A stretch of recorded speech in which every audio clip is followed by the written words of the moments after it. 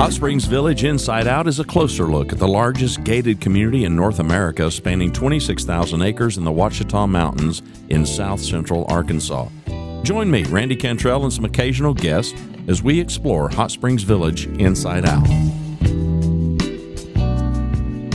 McGraw Realtors, located in the heart of Hot Springs Village, is the fastest growing real estate office with over 30 agents and staff. Executive brokers Lori and Ken Henderson, along with realtor and waterfront specialist Rick Marshall, they're eager to share the special features of Hot Springs Village with you.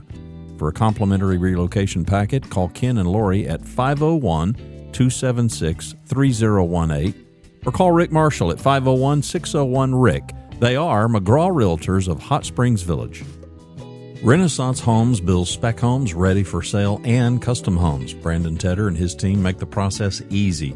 Renaissance Homes incorporates solid construction methods from the ground up. Brandon is a certified green builder. With a fixed price approach, detailed spec sheet, you'll know upfront how much it will cost. Every job has a dedicated project manager and an in-house design expert. From permitting to landscaping, Renaissance Homes is the preferred builder headquartered right here inside Hot Springs Village.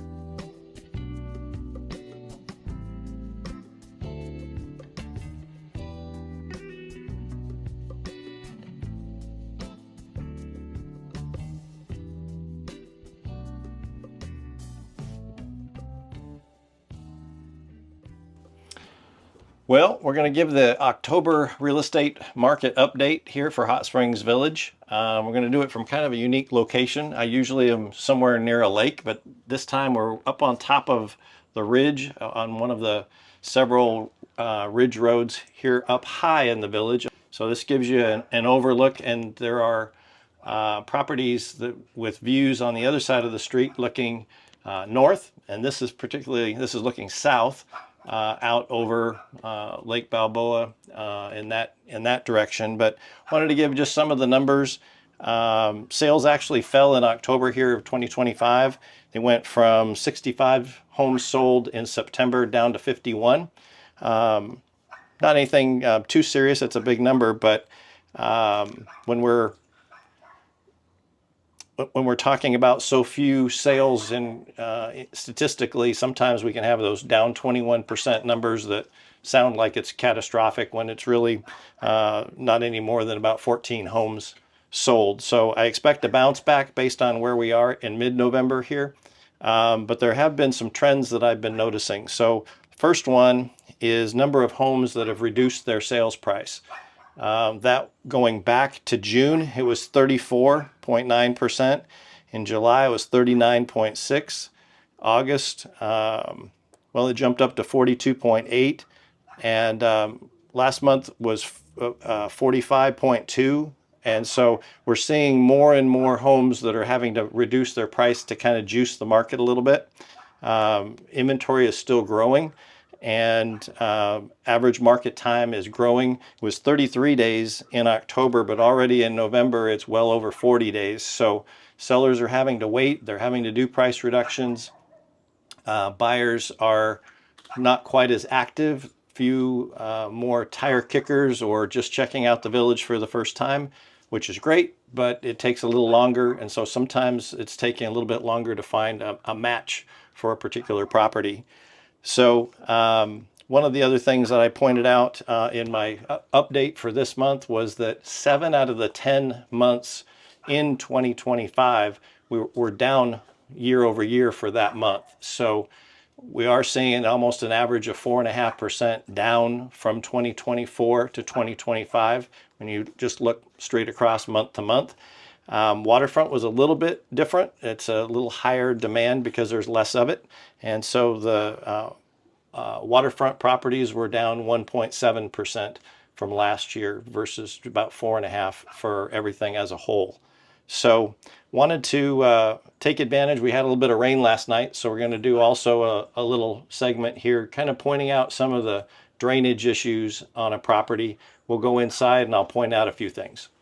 So here in the village, I mean, obviously Hot Springs is in our name. So we've got water, and water is going to go follow wherever gravity takes it.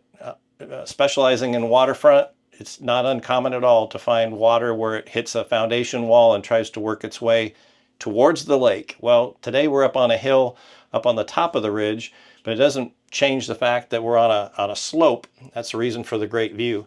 But on a slope, you've got to track where the water's going and try to divert it around the sides of the property. So in this crawl space, this walk-in basement in this case, we see right here next to the electrical panel, which really isn't where you want to have water intrusion in the first place, but the water is seeping through the cinder block foundation, and that white efflorescence is from Portland cement, and you're getting that penetration of the water coming in just into the crawl space just a little bit. Not even enough to pool on the floor, not enough. There is absolutely no signs of microbial growth in here on the floor joists. It doesn't smell bad in here. This is just a minor issue. As bad as it looks, it's just generally a minor issue. Now, I'm not an inspector, so I'm just we'll put that out there as a disclaimer. But I've been on hundreds of inspections, and Jason with Bear State Inspections is here today doing the inspection, and he's looking at this, and we'll put this on his report for the buyer. But this is not real uncommon, whether it's on a lake property or anywhere in the village where you're on a slope. Our ground is not sandy loam where you get great water filtration straight down.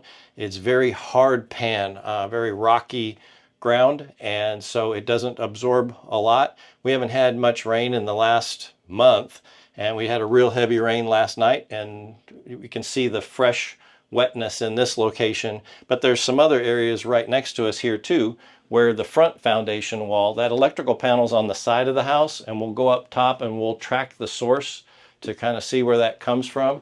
But on the front foundation wall is where is the most common place to see it, because the water comes down a driveway, comes off the roof, particularly in a flower bed is the most common, by the front door in particular. And that water gets stuck. It has nowhere to go. It just tries to go down, but it's continually getting drawn down and through the cinder block, which is actually, you'd think it's hard. It's not rock, it's porous, and it'll find its way through.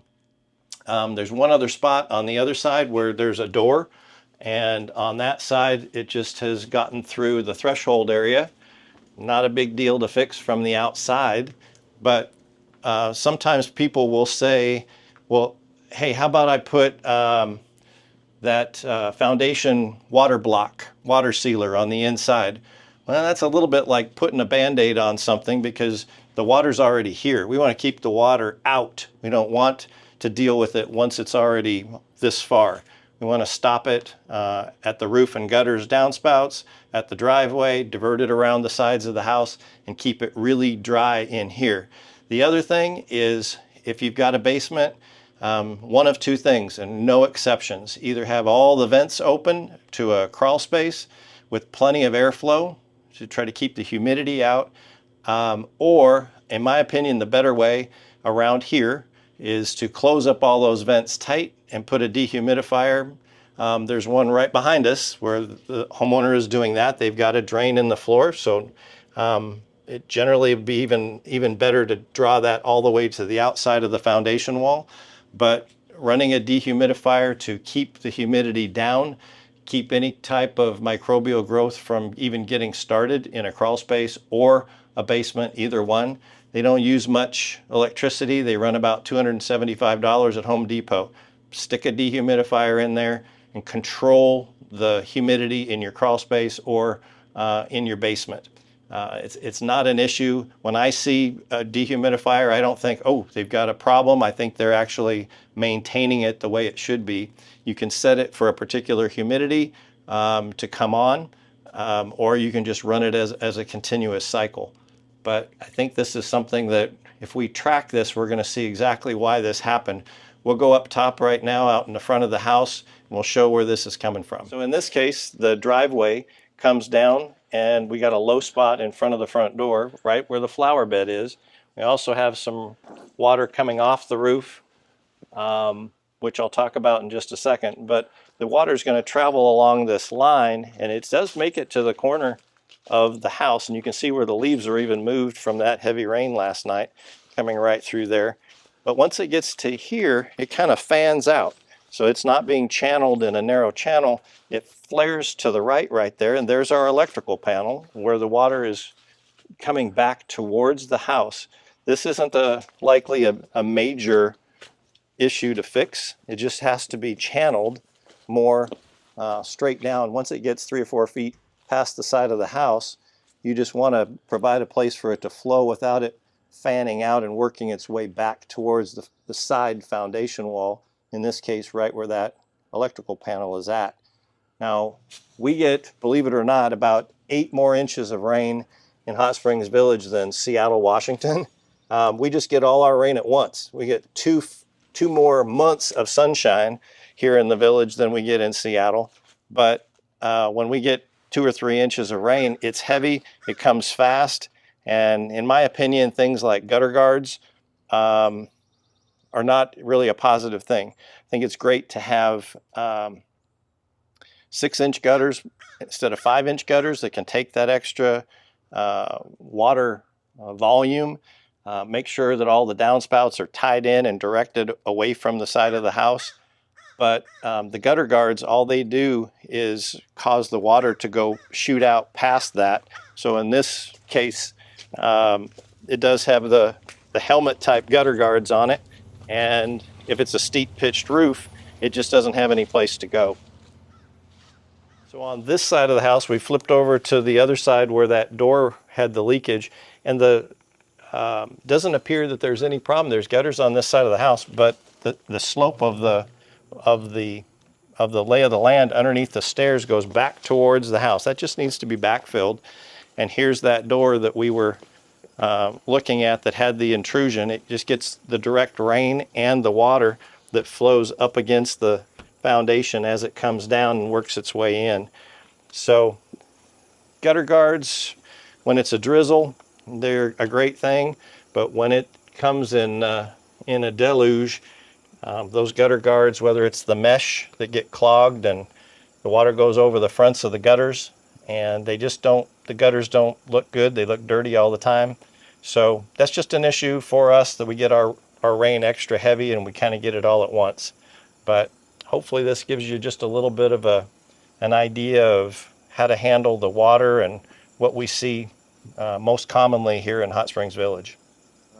Here we go, Rick. It's time to stump your realtor. All right. I didn't know that was going to turn into such an exciting portion of the show, but some people have had some fun with it, that's for sure. People love it. I told Rick before we started recording, I just copy and paste from your emails. So, and I should have looked these over, but I'll just copy and paste like 6 or 7 into my Apple Notes, and I just bring those with me. Fair warning. Okay, first question. Okay. How rare are single-story lakefront houses? We're concerned about navigating a bunch of stairs both inside and outside. It is a little bit of I don't want to say a unicorn. There are plenty of them. They're not always ones available at any particular point in time. So you're going to be looking at the more level lots, right, that didn't need to do a walkout basement. So south side of Lake Balboa, south side of Lake Coronado, the southwest side of Ruby Circle on Cortez, a few areas on DeSoto. We have them. There's not a lot of turnover because now you're talking about 1,000 homes in the village that are on the water, but at any point in time there may be 25 waterfront homes that are available. Now, how many of those are single story? Maybe 5. So, and from my experience, they tend to be closer to the water because it's obviously flatter there. Right. So they're great. You don't have a steep driveway. You don't have to worry about a crawl space or anything like that. But they're a little bit rarer. They tend to sell quicker because there is demand for that. Now, if you start getting really funneling that down, well, how many of those also have a 3rd car garage? They're updated, and you go on and on. It gets real difficult. But you got to prioritize what's important. That's right. So if one comes on that's the square footage that you're looking for, that's one level, you might just make sure it's priced right and jump on it, even if it needs updating. Go ahead and do the remodel because you'll get it all back and then some. All right, number 2, we're not cash buyers. How much of a disadvantage is that? Also, what might the hurdles be in getting a mortgage since we're retired? Depending on the purchase price, we'd be able to put a substantial amount down. Yeah. Right now, we're not in too much of a multiple offer market. So because we've slowed down, we talked about the market time, it's still a bifurcated market. Things are selling in 2 weeks or 2 months or more, right? So it can be where maybe that single level home on Lake Balboa pops up and you want to be all over that. And that might have more than one offer. And at that point, cash is something that the seller is going to prefer. They don't have to worry about an appraisal coming in low, and it's just a cleaner offer for the seller. Now that doesn't mean there aren't some creative ways that we can look at framing the offer to make it more palatable for the seller, but I wouldn't discount the strength of your offer. You can, depending on the price, the non-refundable deposit versus an earnest money, the closing date that the seller's looking for. I mean, there are a lot of components to the offer, not just whether it's financing or cash, that you can make your offer stronger. The home that we're in today had multiple offers, and my buyer was cash, so they did have an advantage there. But I wouldn't worry too much about that. I don't think that's going to cost you like it would have 4 or 5 years ago during COVID, when there were 6, 8 offers on something, and yeah, the top 3 that were cash were the ones the seller was picking from. So we're not in that market anymore. And any insights as far as the mortgage part of that question? Also, what might the hurdles be of getting a mortgage since we're retired? Depending on the purchase price, we'd be able to put a substantial amount down. Yeah, the down payment is great. Your loan to your it depends on your ratios. So if you're on Yeah, a it depends on your debt load. yeah, if you're on a fixed income and say Social Security only, um, then you're going to get into a debt to income ratios and some of those that can make it a little bit tougher. Working with a real good local lender is a great way to start that process even before you go looking for houses. We do have some really good programs locally here, in addition to being able to do VA if you're a vet. We have a USDA loan that this is a rural area, so it's called a state bond loan, and it's a zero down program. So even if you don't have that large down payment, there are some programs that we have here that are available, and those are not a real low income cap. They're pretty high. Most people that are seniors or on fixed income would easily qualify for a program like that. Number 3, would it be reasonable to rent out a basement suite? We're not interested in operating an Airbnb, but we'd be interested in finding a tenant for 6 months or longer. Yeah, that was the hot commodity during COVID. Everyone was looking to Airbnb, a lockout unit within their home. That has slowed, but to your question, something that's a longer period rental, 6 months or even a year, there's a shortage of what we call long-term rental. So anything that's not a nightly rental is a long-term rental. So there is demand for that. Parking is an issue. So depending on whether the home allowed for parking, that can be a little bit of an issue. But most of the time, if the property lends itself for that type of a layout, the home we're in today has a full kitchen on the lower level. This would be a good candidate for that. But I think in general, to your question, it's not a unique question. I get several people that ask that question regularly about, we're not quite 100% ready to retire maybe, but we would do maybe a seasonal where we come for 3 or 4 months and maybe rent out the property the other 9 months of the year even, and then transition more gradually as we get closer to retirement. It's a common question. What are we up to? Number 4. Yep. My wife and I both do remote work. Is there an area of Hot Springs Village that has fiber internet where we ought to concentrate our search? Hyperfiber, now Ripple, has come into the village in quite a few areas. So we do have not just high speed, but fiber.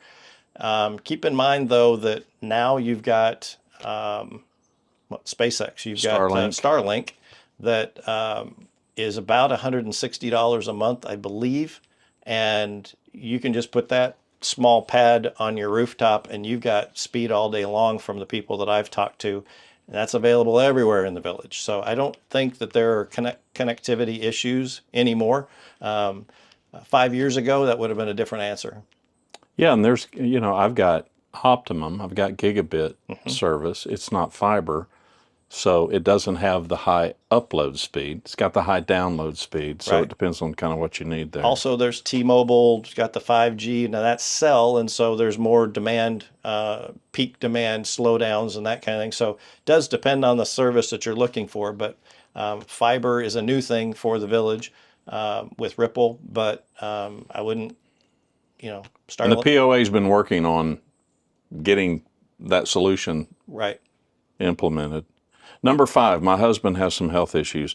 I see some areas of Hot Springs Village are more remote than others. Day to day, he's fine, but I worry about being convenient for ambulance service should we need it. Do you have any suggestion on areas of Hot Springs Village that might be more fitting for my peace of mind? A couple things that come to mind. Really, accessibility, I really don't think, other than maybe 2 weeks a year. Sometimes February or even March, we get that colder weather, so there might be some ice, there might be some snow. And being up here on the top of the ridge, people typically hunker down for that week. And there's the stampede at Walmart the day before, right? But most people are just willing to not go places. Other than those couple weeks a month where it might be a questionable concern, in general, I would maybe say some of the properties that are closer, within a few minutes of DeSoto Boulevard would give you a quicker accessibility to the highway and to get to a hospital.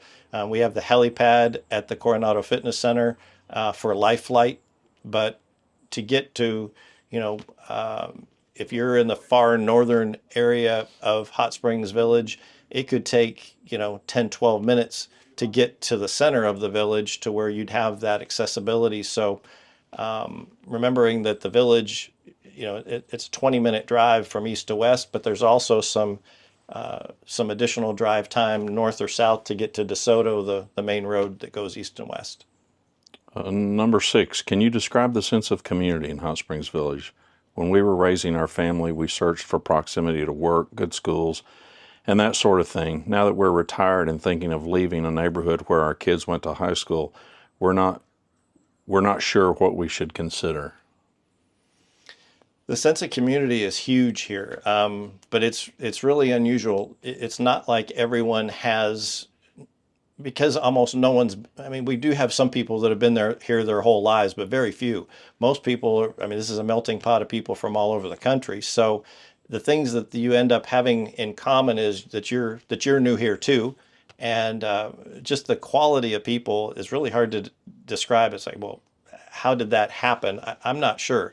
But we've just got down-to-earth people from all over the Midwest. And because everybody's from somewhere and we all came here for the same reason. That's exactly right. And so we share the love of this place, and the things that drew us here is the thing we have in common. And so it really doesn't matter where you came from. But I think the sense of community, more micro than that, is if you choose to get engaged in activities and clubs and your church, those are where you're going to have the deeper relationships that you can form here. All right, last one. I'm squeezing in a 7th one. All right. Number 7, we've been watching listings online, and there sure seem to be a disparity quite a bit of the time. We see prices per square foot that are all over the place. Based on the pictures and descriptions, it's hard to see what's going on. How could a person know a value if they saw one? Talk to your realtor. Yeah, dollar per square foot is frustrating. I have a soapbox I jump up on all the time. I'll make it real short and not do that. But other than new construction that's cookie cutter, similar lots, you have to be real careful with dollar per square foot, because the condition of the property, the location of the property, 1 level, 2 level, updated or not. Sometimes those ones that look, to be too good to be true are, and there's a reason for it. Like, you don't see that they back to DeSoto Boulevard. They're back to a busy road. Or I know of one here in the village that the sewer lift station is next door. Well, there's some stinky times in the summer, and so I don't know if that's hurting it or not, but I wouldn't show that to a buyer just because. Not helping it. That's right. Can't be helping. So I'm not going to show that house, to a buyer of mine. I don't, wouldn't want to do that. So yeah, too many factors to boil down to dollar per square foot. But what I do for the buyers that I'm working with on an ongoing basis is they'll say, hey, we just saw this house pop up on the feed that you've set us up on. This looks really good. And the first thing that I do is pull up the address using the POA program that I have access to, and it'll show me not only the location, but it'll show the topography of that lot. It'll show me, I showed a house last week that looked great from the pictures. We drove up into the driveway and both lots next to it just absolutely spilled right into the backyard of this house. I mean, it was a major drainage issue to the home, but the pictures looked great online. The price looked great. So that's where utilizing your realtor, and if I have a client that seems real interested in something and they've asked me about it, if that doesn't tell the whole story, I'll run out to the property and we'll do a FaceTime showing of the property so that they can actually see firsthand what's there. Thanks for watching Hot Springs Village Inside Out. You'll find all our episodes at hotspringsvillageinsideout.com or on YouTube.